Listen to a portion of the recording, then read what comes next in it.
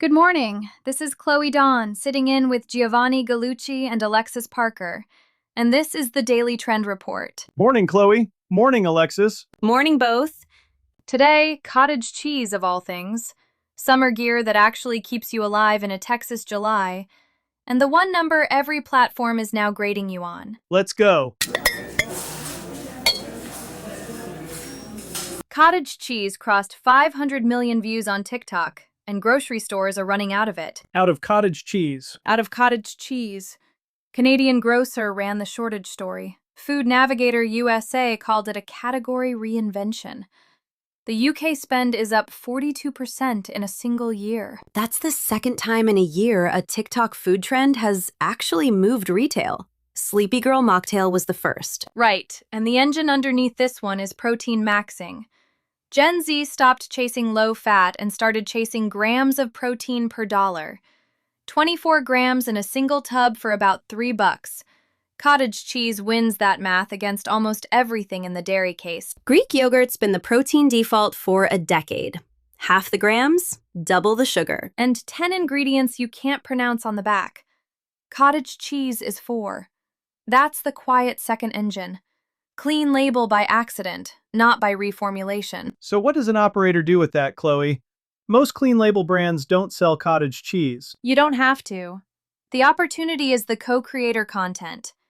A high-protein cracker brand drops a cottage cheese recipe video. A hot sauce brand films a savory cottage cheese bowl. You ride the search behavior without reformulating a thing. Your product shows up in their kitchen, not in a sponsored slot. Exactly. And if you actually do ship a high-protein SKU, get on a shelf next to the cottage cheese. Cross-merchandising is the cheapest media buy in the store right now. Where's the trap? Protein maxing slides into disordered eating language fast. The brand safe framing is fuel your day, not max your gains, not hit your number. Big Dairy is about to flood this with the gains language, and it's going to age poorly. 3 quick takeaways before we move on. 1. If you sell anything that pairs with cottage cheese, ship a recipe video this week. Your product in their bowl, not the other way around. 2.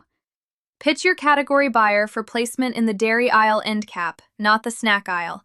The traffic just moved. 3. Write your protein copy around fuel and energy, not gains and maxing. The audience reading the bag is broader than the gym account commenting on it. Trail Gear Review and Glimpse both named it. Heat hacking is a real 2026 category now. Cooling vests, ventilated tents, sun shelters, electrolyte systems. The same brand energy that used to belong to winter gear. Heat is the new cold. Heat as the new cold. The summer outdoor death story is no longer hypothermia. It's the guy who hiked into Big Bend at noon without enough water. So which brands are actually building for it? The small ones mostly. Ventilated rooftop tents from a couple of independent overland shops. A handful of cooling vest makers that started in industrial work and are crossing into recreation. Sea to Summit and Big Agnes have summer-specific sleeping bag liners now. The 900-pound gorillas are still selling the same down jacket they sold in November. So the legacy brands are running a winter playbook into a record summer. They are. And the small operator wins by getting specific. Not, stay cool out there. That's filler. Actual heat content. Cold soak recipes. Shade math. Where you park the truck so the cab doesn't hit 150. Beverage tie-in is obvious here too. Electrolytes, mineral water. The hydration story without the bro language. Right. A small hydration brand and a small shade brand should be running a joint summer route right now. Pop-ups at the trailhead.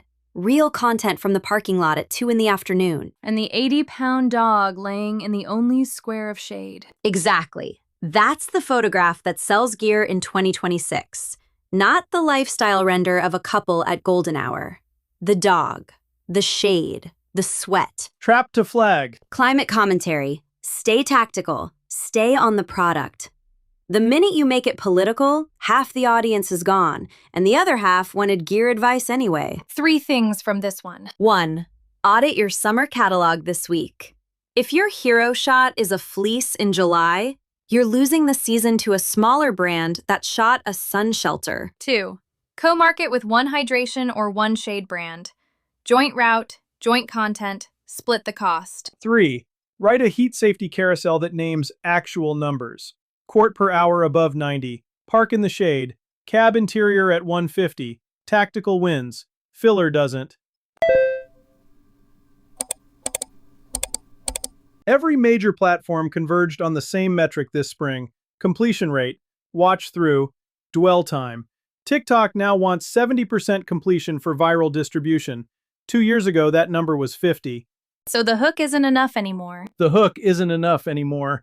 Mosseri said it on the Instagram side in April. YouTube rewired Shorts RPM in March. The math says a single viral post is worth about a quarter of what it was in 2023. And a steady weekly cadence is worth 4 times more. 4 times more. The platforms quietly told us they don't want bangers anymore. They want shows. That's a different operating model. It's a totally different operating model. The one big swing strategy you sold the CFO on for the last 5 years is now worth a quarter of what it was. And the daily, weekly, every Tuesday strategy you couldn't get budget for is suddenly the one that compounds. Most brand video I see fails the same way. First 3 seconds, banger. Seconds 8 through 15, filler. Seconds 15 through 30, sales pitch. And the average watch lands at 30-40%. Your likes look fine. The algorithm already buried it. How do you actually fix it? You audit the last 30 posts and you pull average watch percent off every platform. Then you cluster the bottom half and you look at where the audience drops. That drop is your problem statement. Then you rebuild the middle. Layer a second hook at 5 seconds. Visual surprise at 12. The close is a payoff, not a pitch. And cut anything that doesn't earn the next second of attention. Cut it. The platforms are now tactical. You can either learn to move the number, or you can keep buying ads to overcome organic decline. 3 moves before we close. 1. Pull watch percent on your last 30 short-form posts this week. Find the drop point. That's the brief for your next 10. 2. Add a second hook at the 5-second mark on every new short. Visual surprise, change of pace, payoff tease, something that earns the rest. 3. Kill the closing sales pitch. Replace it with a payoff to whatever you set up in the first 10 seconds. The CTA can live in the caption. If this is the kind of briefing your category needs, I build daily trend report podcasts like this one for brands.